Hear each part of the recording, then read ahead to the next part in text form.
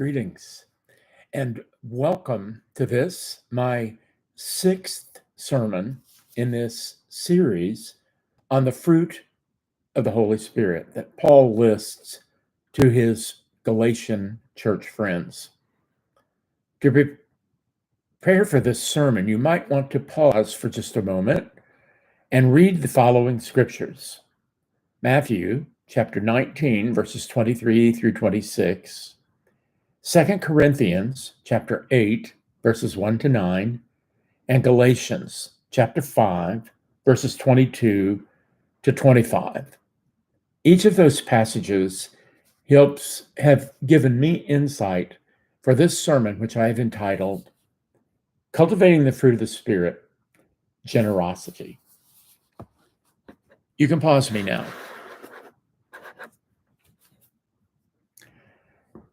The 17th century cathedral builders in Europe believed in a lavishly generous God. Their understanding of God was of one who was extravagant, generous in mercy, and the cathedrals that they built modeled that same kind of excessive, extravagant, almost to the point of impracticality, totally, over the top, a response to this lavishly generous God. York Minster Cathedral in northern England, Coventry Cathedral just outside of London, which was bombed during the Second World War, but which still leaves impressive remains for people to be reminded of what war can do, but which now has a new cathedral or newer outside London. And then the Cathedral Saint-Pierre in Geneva, where John Calvin delivered fiery sermons that gave birth to the Protestant Reformation in Switzerland. All of these cathedrals gave evidence to this day of people's concept of God back in 17th century Europe. Oh, and the Papal Basilica of St. Peter in the Vatican in Rome, let me tell you, for one who spent his first 18 years attending Polo Christian Church in a building that was small and totally unpretentious in Northwest Missouri, let me tell you, all of those cathedrals looked lavish to me. They looked extravagant. And I've had a few board members in my day who would have said, we could lower the ceilings here and really save a lot of money. The architect's desire, though, our tour guide told us, was for the worshiper to get the sense that this place of worship just goes on and on and on, like God's love. You can't stand at one end of the cathedral and see the other end, literally. And the first inclination upon entering is to look up. That's what I did. My experience in visiting those cathedrals reminds me of Jesus's country boy disciples when they first visited in the temple of Jerusalem. Look, teacher, the disciples said, what massive stones, what majestic buildings. Indeed, today's cathedrals, which are hundreds of years old, stained glass windows, 60-foot ceilings, impressive architecture. The cathedral always built in a central place in the village. All of these symbols make it clear that people's religious faith in those days was central to their life. They believed in a God who was in love with all of creation, whose love was generous to the point of extravagance. And they also believed that God expected people to respond with the same kind of extravagant generosity. Paul makes it abundantly clear as he talks about the seed of the Holy Spirit. Extravagant generosity is one of those seeds. It's been planted in our being at the time of our creation. The core. Like an apple has a core that has all of the potential of becoming a grandiose apple tree. The seed that is at the core of our being has all of the potential of growing love, joy, peace, patience, kindness, generosity, extravagant generosity.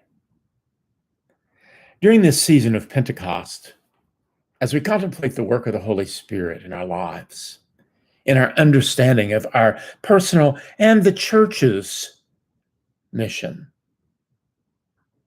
we have been concentrating on what the Apostle Paul referred to as fruit of the Spirit, seeds that have been planted within us, within our core. Like seeds in the garden must be cultivated if they're to grow and dominate in our lives. Paul seems to be telling the Galatian Christians that if in fact these fruit seeds are adequately cultivated, these qualities of character will shine in your life. They will shine, and as a result, and furthermore, says the apostle, this is how people are going to know who you are. This will be your DNA. This is how they'll know to whom you belong, whose you are. God has planted the seed in you, but you have to do the cultivating. You maybe remember my reference to the little Ford tractor. The little Ford tractor that I used to cultivate cornfields when I was the high school son of a row crop farmer in Northwest Missouri. In those days, a farmer had to get down and dirty, literally dirty and thirsty, to cultivate the seeds of the cornfield. Cultivating the seed of the fruit of the Spirit may feel like a similar task. You may have to get down and dirty. You have to work really hard at this. This might make you hungry and thirsty. It may be hard work. Why? Because the ways of the world are out to teach us the qualities that challenge every single one of those fruit. We're born to love unconditionally. You've seen the pictures of babies of different colors playing together. The seed is there. It attempts to blossom. But the ways of the world teach us to discriminate. We're born to be full of joy. But the ways of the world teach us to be fearful and anxious. We're born to be peaceful people. But the way of the world teaches hostility, aggression. Yes, we're born to be generous. But the way of the world teaches us to withhold and hoard and to hold on to what we have. The story is told of a little 4-year-old boy who dropped a penny into a cherished vase of his mother's while he was playing at home. He reached into the vase to retrieve the penny and discovered that his hand was stuck. He couldn't get it out. He walked into the next room swinging that vase on his hand. His mother was working. She almost fainted when she saw what he was carrying on the end of his arm, and she went to try to take the vase off to get his hand out. That vase has been handed down through generations of this family, considered to be the mother's most valuable possession. So she grabbed her little 4-year-old and tried frantically to remove his hand and couldn't get it. Called her husband. Can you come home from work?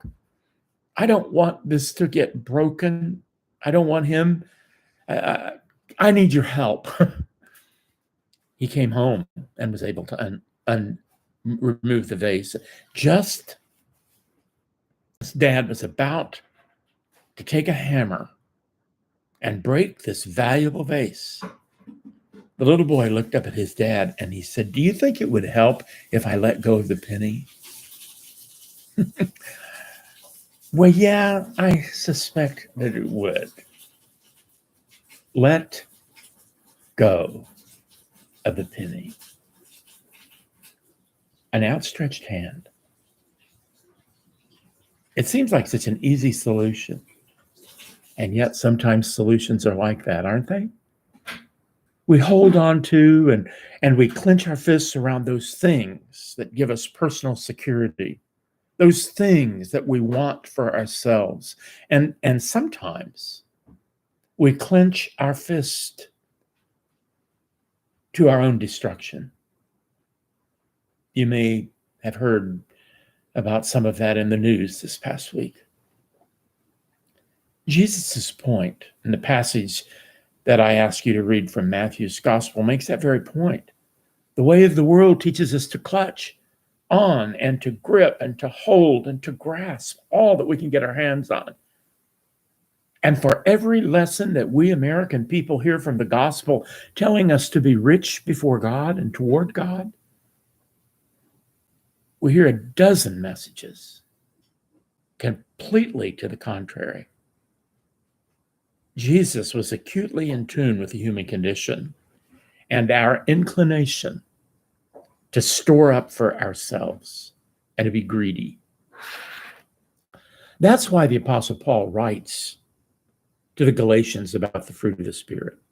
The way of the world is teaching lessons that are incongruent with our faith tradition.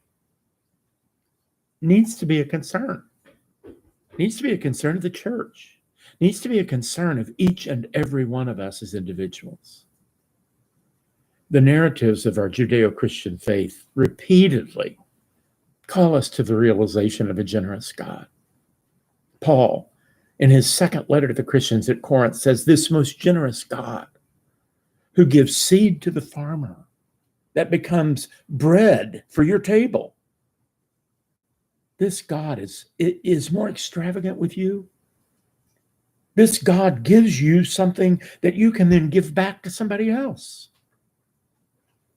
Wealthy you are in every way, so that you can be generous, producing great praise for God."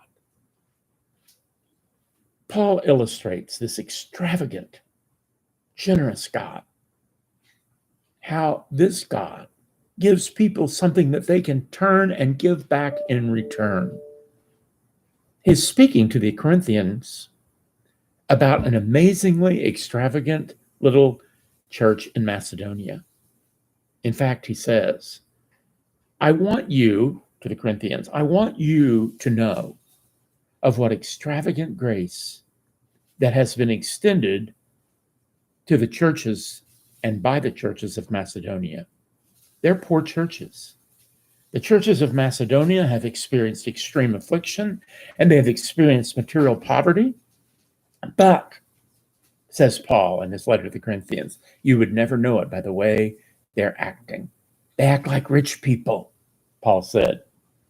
The grace of God extended to them in their affliction and in their poverty has overflowed into a wealth of generosity. These poor Christians, Paul tells the Corinthians, they've taken up an offering for the saints in Jerusalem. You see, Paul's lifting up the poor churches as an example to a more prosperous church in Corinth. And he tells them, the Macedonians in their poverty have found God's grace. In their poverty, they've found God's grace, and it has overflowed into a wealth of generosity. Poor people, lavish in their generosity. It just almost sounds crazy, doesn't it? But during Jesus' ministry, he repeatedly talked about those things that keep people from a meaningful relationship with God. Let me repeat that. Things that keep people from a meaningful relationship with God. And one of those barriers, Jesus says over and over, was our relationship to our wealth, to our money. Jesus didn't exactly say that wealth is wrong or a sin, but he did say that our relationship to money has something to do with how we will relate to God. Jesus said that it's more difficult for a rich man to enter into the kingdom than for a camel to pass through the eye of a needle. Luke's gospel records Jesus' teaching to be on guard against every form of greed. since life does not consist of things that we possess. And Jesus said, where your treasure is, there will be your heart also. And the bottom line in this passage from Jesus' Sermon on the Mount, Matthew 6 chapter, is this: you cannot serve two masters. No one can serve both God and money. It's straight talk from Jesus, but that's what it takes for us to strengthen our grip on the things that are important, to strengthen our grip as disciples of Jesus rather than on the penny. Paul says, cultivating the seed of generosity is how we make it clear to the world of who we are and to whom we belong.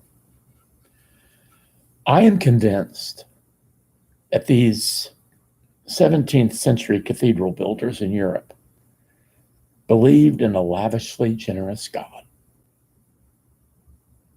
A God who was so lavish that the love and compassion offered was beyond the limits of reason and practicality. Like I said, I've known some church members who would have lowered the ceilings because they were impractical, hard to heat. Only a lavish master would entrust creation to servants like you and to servants like me. But lovingly, our God calls us to respond with the same kind of free, lavish, extravagant generosity. I would invite each of us in days to come to do kind of an investment assessment, to seriously reflect on how it is that we are making use of the Master's resources, all of which have been entrusted to each of us. The seed, my friends, has been planted inside you. All you have to do is cultivate.